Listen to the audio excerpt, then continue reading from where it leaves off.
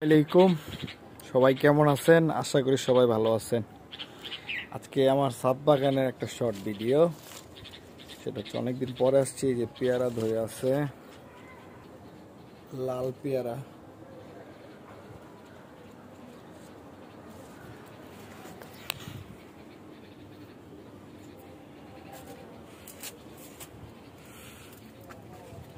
এই যে দিকে আরো আছে পেয়ারা।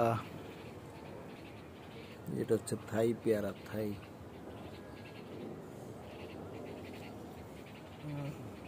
এটা হচ্ছে জামরুল।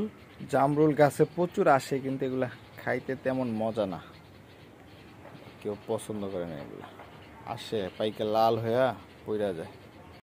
আমের সিজন শেষ আর আমার ছাদ বাগানে আমের সিজন শুরু। এই যে আবার নতুন করে যে মুকুল আসছে, মুকুল থেকে যে আম হয়েছে, এই যে আম।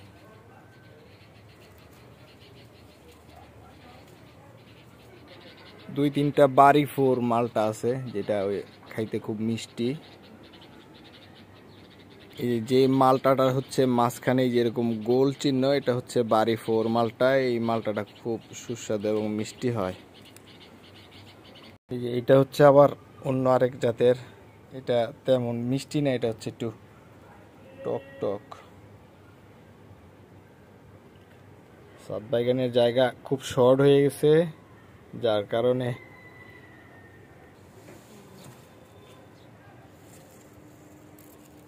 এই যে এটা হচ্ছে আবার আরেক জাতের, এটা কমলা, এটা মালটা না।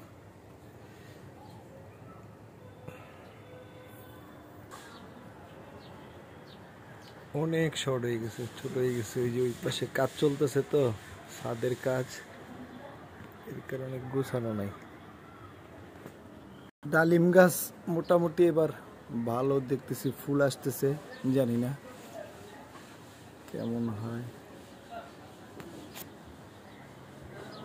যারা আমার মতো যেরকম ফ্রি আখ বা গ্যান্ডারি খাইতে চান, তারা ছাদ বাগানে লাগায় ট্রাই করতে পারেন, হবে ইনশাল্লাহ। যেহেতু আমার হইতেছে, আপনাদেরও হবে।